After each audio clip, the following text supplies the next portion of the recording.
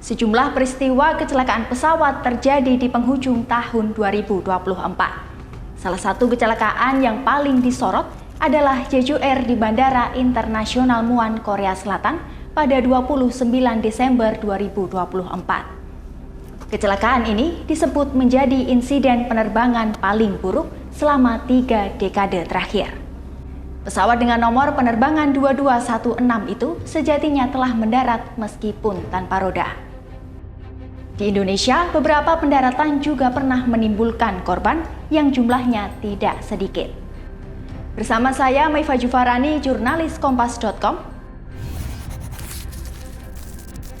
Jadi, gini ceritanya.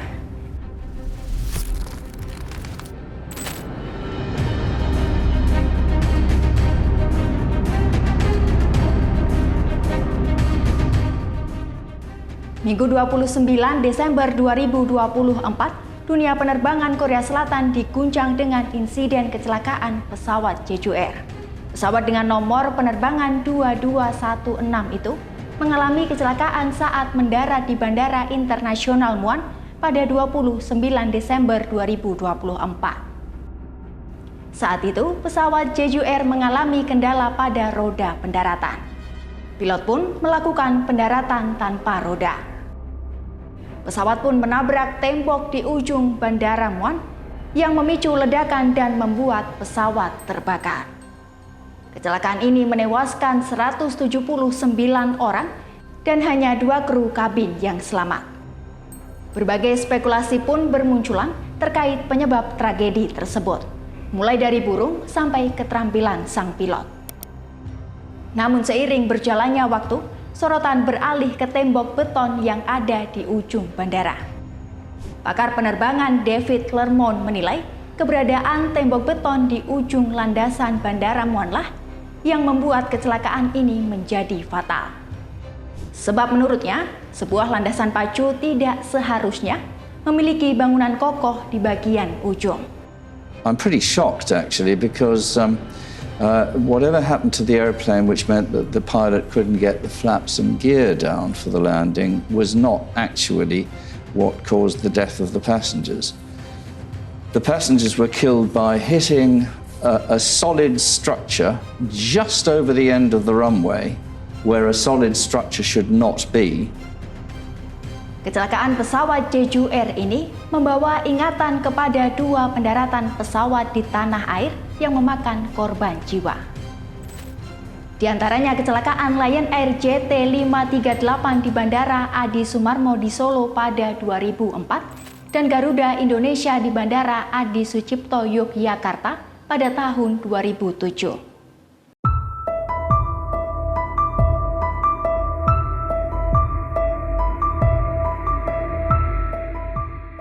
20 tahun yang lalu, tepatnya 30 November 2004, sebuah kecelakaan menimpa pesawat maskapai Lion Air dengan nomor penerbangan JT538. Pesawat Lion Air jenis MD-82 itu tergelincir kala mendarat di Bandara Adi Sumarmo, Solo, Jawa Tengah. Pada Selasa 30 November sekitar pukul 18.15, pesawat ini mendarat dalam kondisi cuaca buruk. Pesawat yang sudah menyentuh landasan tidak kunjung berkurang kecepatannya sampai kemudian menabrak pagar di ujung landasan dan terperosok di sebuah pemakaman penduduk di Desa Ngesrep, Kecamatan Ngemplak.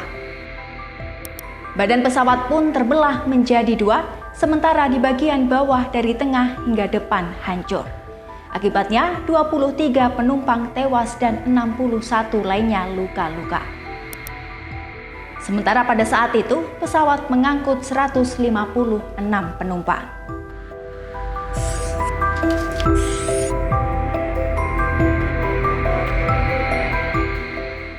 Direktur Utama Lion Air saat itu, Rusdi Kirana, memastikan pesawat Lion Air MD-82 yang mengalami kecelakaan di Bandara Adi Sumarmo dalam kondisi layak terbang. Rusdi juga mengatakan pesawat dalam posisi yang tepat untuk pendaratan. Namun, cuaca buruk saat itu membuat pesawat tidak bisa dikendalikan karena hempasan angin yang cukup kencang dari sisi belakang. Akibatnya pesawat terus meluncur dan terdorong keluar sekitar 100 meter dari landasan pacu.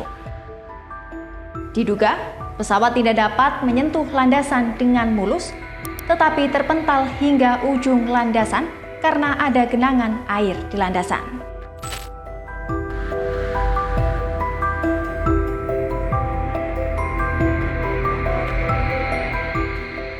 Tiga tahun kemudian, tepatnya 7 Maret 2007, pesawat Garuda Indonesia dengan nomor penerbangan GA200 juga mengalami kecelakaan saat mendarat di Bandara Adi Sucipto, Daerah Istimewa Yogyakarta. Kala itu pesawat yang berangkat dari Jakarta itu mengalami guncangan hebat saat mendarat. Guncangan itu disusul dengan percikan api dan asap dari roda depan. Percikan api dari roda depan pesawat itu kemudian semakin besar dan disertai kepulan asap.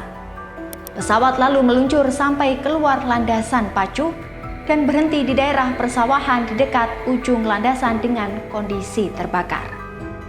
Saat meluncur, pesawat menabrak pagar berduri, melewati tanggul sedalam 3 meter hingga berhenti di lahan kebun kacang dengan kondisi terbakar, kemudian disusul ledakan besar.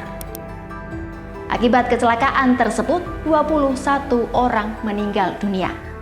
20 diantaranya merupakan penumpang dan 1 orang awak pesawat. Sedangkan 119 penumpang dan awak yang termasuk 2 pilot selamat dalam kecelakaan tersebut. Sedangkan dalam penerbangan itu, GA200 mengangkut 133 penumpang dan 7 kru pesawat.